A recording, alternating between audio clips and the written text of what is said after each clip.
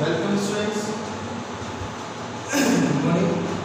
आज हम सूती वस्त्र उद्योग के बारे में पढ़ेंगे। भारत में सूती वस्त्र उद्योग,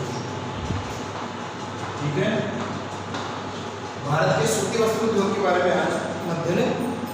देखिए, वस्त्र उद्योग में हमारे भारत में सर्वाधिक जो महत्वपूर्ण उद्योग है वो आपका सूती वस्त्र उद्योग। कौन सा है?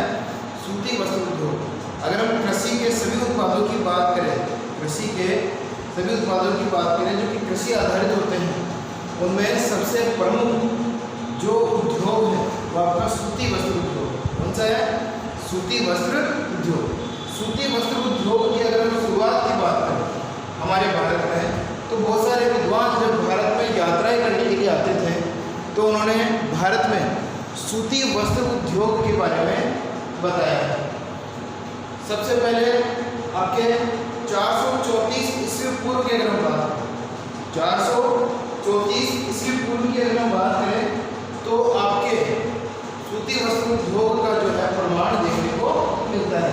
और ये प्रमाण जो बताया है वो बताया हेरोडोटस से। किसने बताया? हेरोडोटस से, जो कि इतिहास का पिता कहलाता है। क्या कहलाता है? इतिहास का पिता। और एक ऐतिहासिककार जिसको हम बोलते हैं इतिहासकार, वो आपका उसने भारत की यात्रा की और उसने बताया कि जो भारत के लोग हैं वो सफ़ेद फूल से बने कपड़े पहनते हैं, सफ़ेद फूल से बने कपड़े पहनते हैं। और इसका जो प्रूफ है वो हेरोडोटस ने दिया हमारे भारत में, ठीक है। और इसी क्रम में आगे बढ़ते हुए 5000 से 8000 ईसा पूर्व, 5000 से 8000 ईसा पूर्व में भी हमारे भारत में सूती वस्त्र उद्योग के प्रमाण मिले। इसके प्रमाण मिले सूती वस्त्र उद्योग के। और ये जो प्रमाण है वो हमको हमारी हड़प्पा और मोहनजोदड़ो जो सभ्यता है उससे और अधिक पुष्ट होते हैं। ये जो प्रमाण है वो हमारी हड़प्पा सभ्यता में मिले अवशेष और मोहनजोदड़ो सभ्यता में मिले अवशेषों के कारण और भी ज़्यादा जो है सुदृढ़ रूप में हमको देखने को मिलते हैं, और भी ज़्यादा मजबूत प्रूफ जो है, सबूत जो है हमको देखने को मिलते हैं सूती वस्त्र उद्योग के बारे में, ठीक है। तो ये तो थी एक प्राचीन धारणा के रूप में जो हमने बात की है कि भारत में जो शुरुआत है सूती वस्त्र उद्योग की वो कब से लेकर कब तक देखने को मिलती है। तो 434 ईस्वी पूर्व में ही हमको पता चल जाता है कि भारत में जो सूती वस्त्र उद्योग है वो अति प्राचीन उद्योग है। इसीलिए हम इसे पारंपरिक या परंपरागत उद्योग भी कहते हैं। पारंपरिक या परंपरागत उद्योग भी कहते हैं सूती वस्त्र उद्योग, ठीक है। अब हम बात कर लेते हैं हमारे भारत में आधुनिक रूप से, जैसे कि अभी वर्तमान में जो मिलें स्थापित की गई है वो कब से की गई है, कौन सी मिल ने कार्य प्रारंभ किया, सर्वाधिक मात्रा में जो उत्पादन है कौन से राज्यों में देखने को मिलता है, और जो है सूती वस्त्र उद्योग के जो स्थानीयकरण के जो कारण है उनकी हम बात करेंगे। तो सबसे पहले हमारे भारत में मिल की जो स्थापना की गई थी वो की गई थी प्रथम मिल की स्थापना, प्रथम मिल 1818 में कोलकाता के फोर्ट ग्लॉस्टर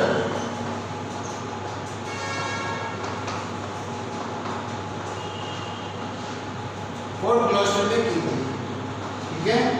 1818 में सबसे पहली मिल हमारे भारत में, आधुनिक मिलों की बात करेंगे वो हमारे भारत में सबसे पहले 1818 में कोलकाता के फोर्ट ग्लॉस्टर नामक स्थान पर स्थापित की गई थी, जो कुछ समय तक तो चली और उसके पश्चात बंद हो गई, ठीक है। अब बंद होने के बहुत सारे कारण हो सकते हैं। हो सकता है पूंजी का अभाव, हो सकता है कच्चा माल नहीं मिला हो, या हो सकता है श्रमिक वगैरह की व्यवस्था नहीं हो पाई, या हो सकता है कि सरकारी नीति से बहुत सारे जो कारण है वो हो सकते हैं। तो ये मिल बंद हो गई। क्या हो गई? बंद हो गई। इसके ठीक पश्चात 1853-54, इसके ठीक पश्चात 1853-54 में मुंबई में 1853-54 में मुंबई में एक फारसी उद्योगपति कवासी डावर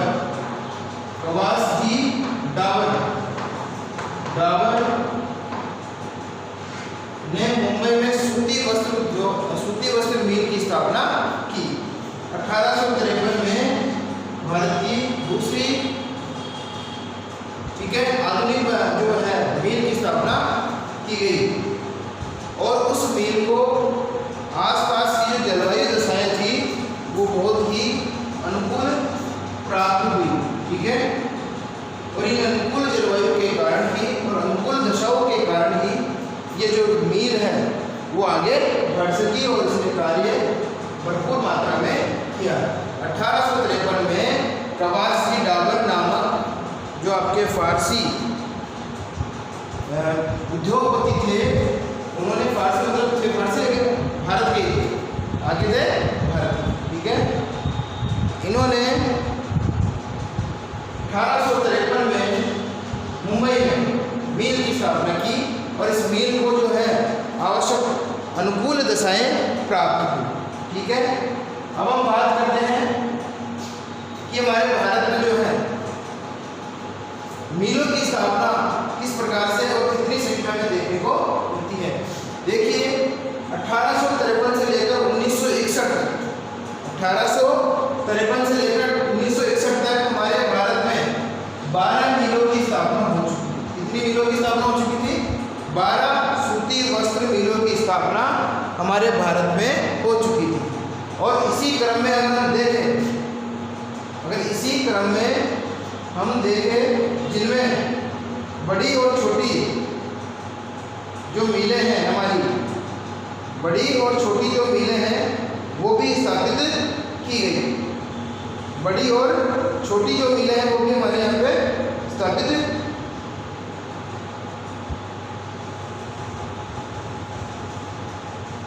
ठीक है।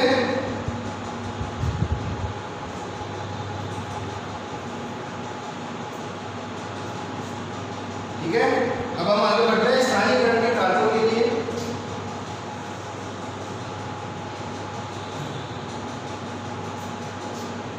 इसको बिठा देते हैं।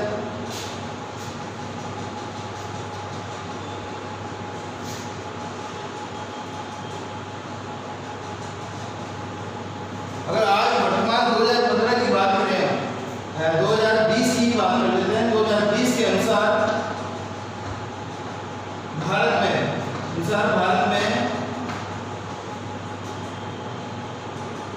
1250 से अधिक मिलें कार्य कर रही हैं। 1250 से ज़्यादा जो मिलें हैं वो वर्तमान में हमारे भारत में कार्य कर रही है। हालांकि इनसे भी ज़्यादा है, लेकिन कुछ मिलें बंद हो चुकी हैं। कई जो मिलें हैं उनमें उत्पादन नहीं हो रहा है। राजनीतिक कारण भी हो सकते हैं, प्रशासनिक कारण भी हो सकते हैं, ठीक है। तो हम बात कर लेते हैं स्थानीयकरण के कारण।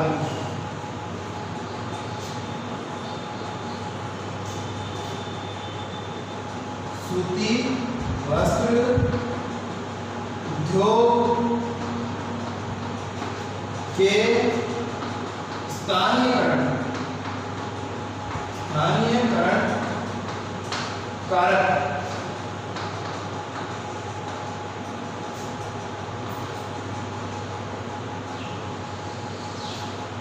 वस्त्र उद्योग के स्थानीयकरण कारक, ठीक है।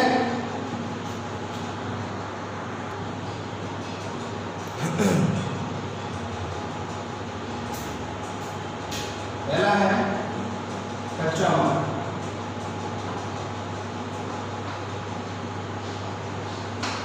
सूती वस्त्र उद्योग के लिए आवश्यक कच्चा माल कपास है। क्या है? कपास। और कपास जो है उसमें बाहर हास देखने को नहीं मिलता। जैसे कि चीनी उद्योग में देखने को मिलता था ना बाहर हास, तो वो बाहर हास आपका इसमें कपास को देखने को नहीं मिलता। कपास की जो है 170 से लेकर 180 किलो केजी की गांठ होती है, ठीक है। तो गांठ के रूप में ही इसका जो है वो व्यापार किया जाता है। व्यापार क्योंकि जिन मिलों को स्थानीय रूप से और कम समय में कपास का उत्पादन प्राप्त हो जाता है कच्चे माल के रूप में, वो मिलें लगातार कार्य करती हैं। इसी के संदर्भ में अगर हम देखें मुंबई में मिलों की स्थापना इसीलिए की गई। मुंबई में मिलों की स्थापना इसलिए की गई, क्यों? क्योंकि वहाँ पर सबसे पहले तो समुद्री जलवायु देखने को मिलती है और कपास किस प्रकार की जलवायु का पौधा है? उष्णकटिबंधीय जलवायु का पौधा है, जहाँ समुद्री जलवायु में आपको आर्द्र एवं उष्ण जलवायु देखने को मिलती है। और ये आर्द्र उष्ण जलवायु ही आपके कपास उत्पादन के लिए महत्वपूर्ण होती है, गन्ना उत्पादन के लिए भी महत्वपूर्ण होती है। और इसके अलावा जो हमारा दक्षिण भारत है, दक्षिणी पश्चिमी जो भारत है, उसमें लावा निर्मित काली मिट्टी, जैसे कि महाराष्ट्र, कर्नाटक, गुजरात, ठीक है, इन प्रदेशों में उपयुक्त जलवायु के कारण इसमें मिट्टी भी काली मिलती है, जिसमें काली मिट्टी में ही कपास की खेती सर्वाधिक होती है। मुंबई में इसीलिए सर्वाधिक मिलों की स्थापना की गई और सर्वाधिक उत्पादन भी यहाँ पे प्राप्त होता है सूती वस्त्र उद्योग, क्योंकि आवश्यक भौगोलिक दशाएं। और इसके अलावा प्राचीन समय से लेकर वर्तमान समय तक मुंबई बंदरगाह जो है कपास निर्यात के लिए प्रसिद्ध रहा है, क्योंकि जब ब्रिटिश लोगों का जो भारत में अधिकार था तो उन्होंने अपने देश के लिए, इंग्लैंड के लिए मुंबई बंदरगाह से ही कपास का जो है वो निर्यात किया था। वो यहाँ से अपने भारत से कपास को उनके देशों में भेज देते थे, ठीक है। तो ये तो बात हो गई कच्चे माल के रूप में, जो कपास है वो कच्चे माल के रूप में उपयोग में लिया जाता है। जिन मिलों की स्थापना, वैसे तो देखा जाए तो कपास क्या है, बिना मतलब कि बिना भार वाला कच्चा माल है, इसमें भार में कोई कमी होती नहीं है। गांठ है 180 किलो की, 180 किलो की ही आप राजस्थान में लेके आ रहे हो, मान लो महाराष्ट्र से, तो महाराष्ट्र में लाते समय कोई भी इशू नहीं होता है, वजन में कोई कमी नहीं होती है। जो वजन वहाँ पे था वही वजन आपके राजस्थान में भी देखने को मिलता है, ठीक है। तो पहला हो गया हमारा कच्चा माल। कच्चे माल के बाद में अब आएगा हमारा दूसरा, हम देख लेते हैं। कच्चे माल के बाद में आता है नंबर 2, जलवायु।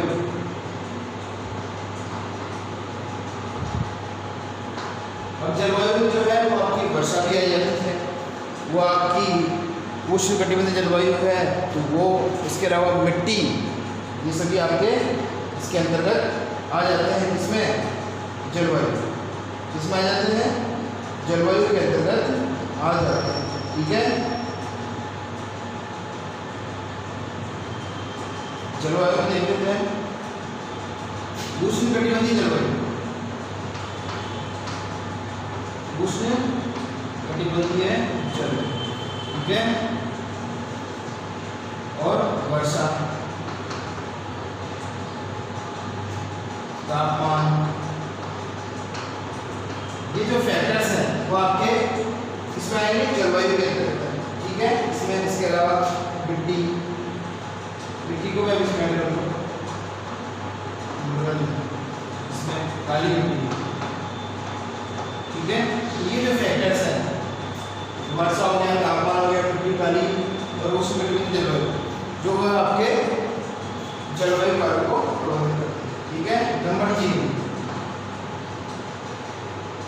पूंजी। मशीनों को खरीदने के लिए, कच्चे माल के परिवहन के लिए, मशीनों को खरीदने के लिए, कच्चे माल के परिवहन के लिए, कच्चा माल हो गया, तैयार माल, कपड़ा वगैरह है, इसके परिवहन के लिए हमको क्या करना पड़ता है? पूंजी की आवश्यकता पड़ती है। इसकी आवश्यकता पड़ती है पूंजी। तो पूंजी मोस्ट हो गया नंबर 4, परिवहन, ठीक है। कच्चे माल को लाने के लिए, तैयार माल को ले जाने के लिए किसकी आवश्यकता पड़ती है? परिवहन के साधनों की। तो परिवहन के साधनों का होना भी अति आवश्यक है आपके सूती वस्त्र उद्योग में, क्योंकि आज अगर आप देखें तो परिवहन के साधनों से पूरे भारत में जो है सूती वस्त्र उद्योग महत्वपूर्ण, सूती वस्त्र उद्योग में महत्वपूर्ण भूमिका निभाता है आपका ये परिवहन। क्यों निभाता है? क्योंकि आज भारत के, अगर हम देखें, आज हमारे भारत के लगभग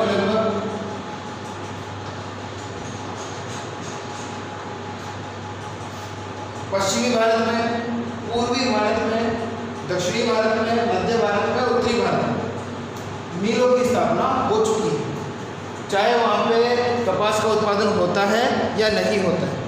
ठीक है, उत्पादन होता है तो बहुत अच्छी बात है, नहीं होता है तो भी उत्पादन क्षेत्रों से जो है कपास आपकी चली जाती है परिवहन के साधनों के माध्यम से, और ज़्यादा महंगा भी नहीं पड़ता।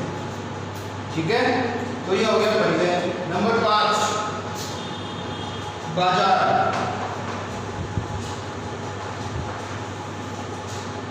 अब मिलों में जो माल तैयार होता है, कपास से जो कपड़ा बनता है या दूसरी जो वस्तुएं बनती हैं और कपड़े की, तो वो सबके लिए एक बाजार का होना अति आवश्यक है। ग्राहक होंगे, उपभोक्ता जो होंगे, वो कहाँ पे सामान खरीदते हैं? बाजार से खरीदते हैं। तो वस्त्र वगैरह कहाँ से खरीदेंगे? बाजार से।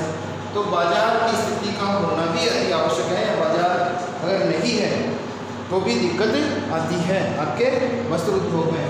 और अगर बाजार जो है वो मिलों के पास में ही अवस्थित है तो बहुत अच्छी बात रहती है, परिवहन शुल्क में कमी आती है और जो कपड़ा होता है वो भी सस्ता मिलता है। बाजार की समीपता जो है वो आपके सूती वस्त्र उद्योग के लिए बहुत ही लाभदायक होती है। इसीलिए मुंबई में मिलों के साथ साथ बाजार की स्थापना भी की गई है। इसकी स्थापना भी की गई है, बाजार की स्थापना भी की गई है। ठीक है, अब आता है अगला 6 श्रमिक। क्या है? श्रमिक। अब मिलों में काम करने के लिए देखो, पहले अगर हम बात करें, आज वर्तमान की बात करें तो हथकरघा, बिजली करघा और कारखाना कपड़ा बनता है। जबकि पहले हथकरघा से ही कपड़ा बनता था, चरखे जो हाथ से चलाए जाते थे उन्हीं से कपड़ा बनता था। लेकिन आजकल तो क्या है, बिजली के करघे आ गए हैं, ऑटोमेटिक मशीनें आ गई हैं जिससे कपड़ा वगैरह उसकी बुनाई होती है, धागे की बुनाई होती है, कपड़ा बनता है। ठीक है, तो वो इन सभी चीज़ों के लिए हमको श्रमिकों की आवश्यकता होती है। मशीनों को ऑपरेट करने के लिए ऑपरेटर जो होते हैं, मशीन ऑपरेटर, वो भी मजदूरी होते हैं, श्रमिक होते हैं, तो उनकी भी आवश्यकता होती है। अगर कुशल श्रमिक, यदि कुशल श्रमिक मिल जाते हैं तो बहुत अच्छी बात होती है, कुशल और सस्ते श्रमिक। ठीक है, कुशल और सस्ते श्रमिक अगर मिल जाते हैं, कौन से श्रमिक? कुशल और सस्ते श्रमिक अगर हमें मिल जाते हैं तो आपके सूती वस्त्र उद्योग के लिए फायदे का सौदा होता है या लाभ की स्थिति होती है। ठीक है, तो ये जो सभी कारक हैं वो आपके सूती वस्त्र उद्योग में महत्वपूर्ण भूमिका निभाते हैं इसके स्थापित करने में, स्थानीयकरण में, इसमें स्थानीयकरण में महत्वपूर्ण भूमिका निभाते हैं आपका सूती वस्त्र उद्योग। ठीक है,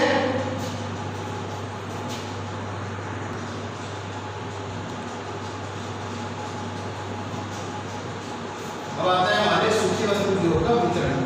सूती वस्त्र उद्योग का वितरण, उद्योग का वितरण।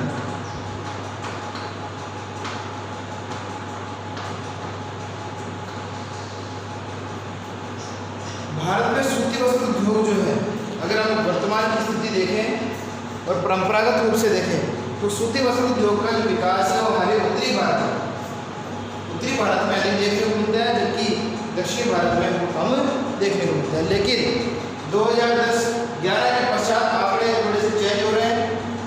दक्षिणी भारत में लगातार जो है सूती वस्त्र उद्योग का विकास बढ़ रहा है और उत्तर भारत में लगातार कम हो रहा है। जहाँ पहले उत्तर प्रदेश में, आपके महाराष्ट्र में इनमें उत्पादन ज़्यादा होता था, वहाँ आजकल उत्तर प्रदेश में जो है उत्पादन कम होने लगा है। महाराष्ट्र, आपके उत्तर प्रदेश, पंजाब, हरियाणा में उत्पादन कम होने लगा है, राजस्थान वगैरह। लेकिन जो दक्षिणी भारत है, जैसे कि आपके कर्नाटका, तमिलनाडु, ठीक है, इनमें उत्पादन है वो बढ़ने लगा है। तमिलनाडु में बहुत बढ़ चुका है। ठीक है, तो हम बात करते हैं सूती वस्त्र उद्योग का वितरण। तो भारत में पहले नंबर पर जो आता है वो आता है महाराष्ट्र। कौन सा आता है? महाराष्ट्र। देखो, प्राचीन समय से ही महाराष्ट्र जो है सूती वस्त्र उद्योग का प्रमुख केंद्र रहा है। एक तो सबसे बड़ी बात तो यही है इसकी विशेषता की, अगर हम देखें कि महाराष्ट्र में ही सबसे ज़्यादा सूती वस्त्र उद्योग क्यों देखने को मिलता है? वो इसलिए देखने को मिलता है कि प्राचीन समय से ही ब्रिटिश जो लोग थे वो क्या करते थे, यहाँ पे जो बंदरगाह था मुंबई बंदरगाह, उस मुंबई बंदरगाह पे पूरे भारत का जो कपास का उत्पादन होता था उसको लाके इकट्ठा करते थे। क्या करते थे? उसको लाकर इकट्ठा करते थे और फिर वो सारा का सारा कपास कहाँ जाता था? ब्रिटेन जाता था। ब्रिटेन को निर्यात करते थे, बेच देते थे, निर्यात क्या करते थे? बेच देते थे। ठीक है, इसीलिए जो है स्थानीय लाभ के रूप में जो यहाँ पे मिलें स्थापित हुई मुंबई में, महाराष्ट्र में, उनको भी जो कपास है वो मुंबई से प्राप्त होने लगा।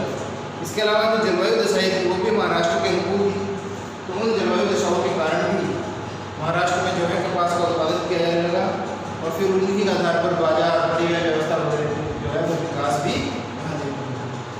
महाराष्ट्र में जो है 181 महाराष्ट्र में 181 मिलें कार्य करते हैं।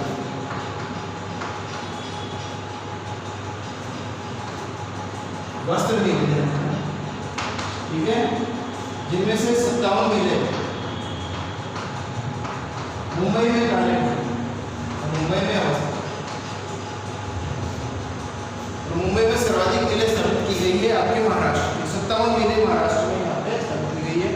इसके अलावा प्रमुख केंद्रों की अगर हम देखें महाराष्ट्र में तो कोल्हापुर, सोलापुर,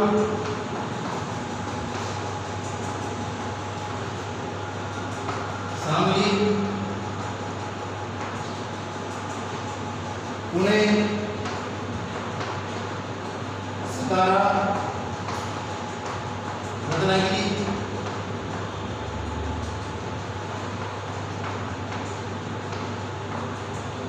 महत्वपूर्ण सूती वस्त्र उद्योग के केंद्र हैं। महत्वपूर्ण क्या है? सूती वस्त्र उद्योग के आपके केंद्र महाराष्ट्र में अमरावती है, जलगांव है, अमरावती भी ऐड कर रखी है, अमरावती, जलगांव, ये क्या है? महत्वपूर्ण उत्पादन क्षेत्र हैं आपके सूती वस्त्र उद्योग। तो ये तो और मुंबई में स्थापित मिले हैं, मुंबई में स्थापित होने का क्या है लाभ? क्योंकि बंदरगाह भी है, परिवहन की सुविधा मिल जाती है, बाजार भी यहाँ पे स्थापित किया गया है। जब बाजार है, परिवहन की सुविधा है, श्रमिकों की उपलब्धता है, तो अपने आप महाराष्ट्र में जो है सूती वस्त्र उद्योग का विकास देखने को मिलता है। ठीक है।